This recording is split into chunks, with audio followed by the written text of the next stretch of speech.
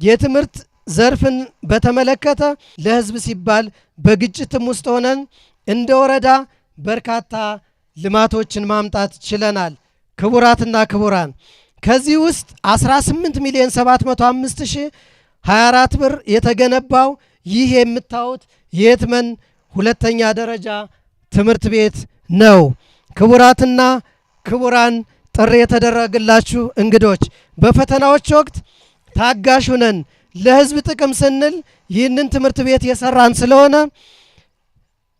ወላጆች ልጆችን በመላክ ተማሪዎች በአግባቡ መማር እንዲችሉ መምህራን ደግሞ ሙያዊ ኃላፊነታችሁን ተወጣችሁ ልጆችን በማስተማርና በማብቃት በአግባቡ እንድትጠቀሙበት በትህትና እጠይቃለሁ። ከንጹህ መጠጥ ውሃ አንጻር በተለይ በወረዳችን በሁሉም ቀበሌዎች የንጹህ መጠጥ ውሃ አቅርቦት ተደራሽ ለማድረግ እየሰራ እንገኛለን። በዚህ ዓመትም ለወረዳው 15 ሚሊዮን ብር በጀት ይዘን በርካታ የውሃ ተቋማትን መገንባት ችለናል። የመጠጥ ውሃ ሽፋናችንም ከ65.36% ወደ 66.12% ማድረስ ችለናል። ይህ ትምህርት ቤት ከ2005 ጀምሮ ስራ ጀምሮ 2015 ዓመተ ምህረት ድረስ በርካታ ተማሪዎችን ሲያስተምር የቆየና የነበረ ነው። ነገር ግን በግንባታ ችግር ምክንያት ተማሪዎች የመማሪያ ክፍል እጥረት ገጠመን። ይህንን እጥረት ደግሞ ችግሩን ለመፍታት ከማህበረሰቡ ጋር ከፍተኛና ተከታታይነት ያለው ውይይት ስናደርግ ቆይተን ህብረተሰቡ የሚችለውን ያክል ድጋፍ ካደረገልን በኋላ በተጨማሪም ደግሞ ከወረዳ አስተዳደሩ ጋርና ከአልማ ጋር በመነጋገር ሙሉ ግንባታውን በአልማ ድጋፍ ግንባታ እንዲፈቀድ ተደረገ። ይሄን ከተደረገ በኋላ በ2015 ዓመተ ምህረት በህዳር ወር አካባቢ ግንባታው ተጀመረ። በጥሩ ሁኔታ ጥሩ ተቋራጭ ይዞት አቶ አበይ ይባላል ከስር 4 ሜትር ተቆፍሮ ከዚህ በፊት የተሰራውን ግንባታ ችግር ለመቅረፍ በከፍተኛ ሁኔታ ክትትል እየተደረገበት የተገነባ የ15 ክፍል ባለ 2 ወለል ባለ 3 ወለል ባለ 2 ፎቅ ህንጻ ተገንብቷል። በጣም በጥሩ ሁኔታ ግንባታው ተገንብቶ ያለቀና የመማሪያ ክፍል እጥረትን በቃ ሙሉ በሙሉ በሚባል ሁኔታ ችግሩን የሚቀርፍ ግንባታ ነው ብለን እናስባለን። በዋናነት ይሄ ግንባታ እንግዲህ ከ18 ሚሊዮን ብር በላይ የፈጀ ግንባታ ነው። በዋናነት ይሄን ሙሉ በሙሉ በሚባል ሁኔታ የወረዳችን አልማ የገነባው ግንባታ ነው ማለት ነው። በዋናነት ይሄ ግንባታ በመገንባቱ ከዚህ በፊት ይገጥመን የነበረው የመማሪያ ክፍል እጥረት ሙሉ በሙሉ በሚባል ሁኔታ የተቀረፈበት ሁኔታ ነው ያለ።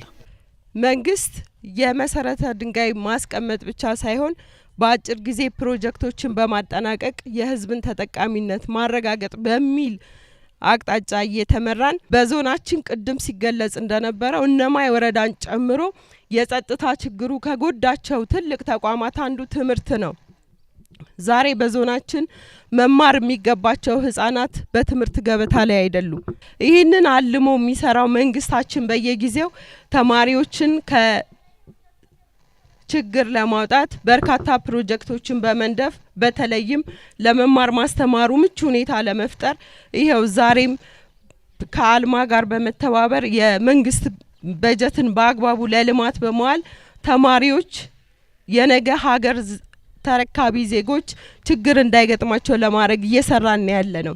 ከዚህ በፊት መሰረተ ድንጋይ ይቀመጣል፣ ነገር ግን ለተንዛዛ ጊዜ ይቆየ ነበረው በአጭር ጊዜ እንዲጠናቀቅ በማድረግ ዛሬ ላይ ይሄው ይህንን የመሰለ ህንጻ ሊጠናቀቅ ችሏል። ስለሆነም እኔ ለእነማይ ወረዳ ከላይ እስከ ታች ላለው አመራራችን እንዲሁም ደግሞ መምህራኖች ይህንን ፕሮጀክት በመከታተል ላበረከታችሁት አስተዋጽኦ አንዴ ሞራል ብትሰጡልኝ በጣም ደስ ይለኛል። ህዝቡም አመራሩን በመቀናጀት መምህራንም በትምህርት ቤት ውስጥ ያለውን ትውልድ በማነጽ የነገ ሀገር ተረካቢ ዜጋ በስነ ምግባር የታነጸ ትውልድ ሀገሩን የሚወድ ቤተሰቡን የሚያከብር የሚያዳምጥ ዜጋ በመፍጠር ረገድ ከፍተኛ ኃላፊነት ያለብን ስለሆነ ይህንን አቀናጅተን በመስራት ልማታችንን ለማረጋገጥ ቅንጅታዊ አሰራራችንን የበለጠ አጠናክረን እንቀጥል። ባየሁት ልማት በጣም ተደስቻለሁ። ይሄ ብቻ አይደለም፣ በወረዳው በርካታ ልማት በአጭር ጊዜ በመስራት የተጠናቀቀበት ሁኔታና ህዝቡን ተጠቃሚ ለማድረግ ሌት ተቀን እየተጉ ያሉበት ሁኔታ ስላለ ይህንን ልማትን የማረጋገጥ ተግባር አጠናክረን እንቀጥላለን።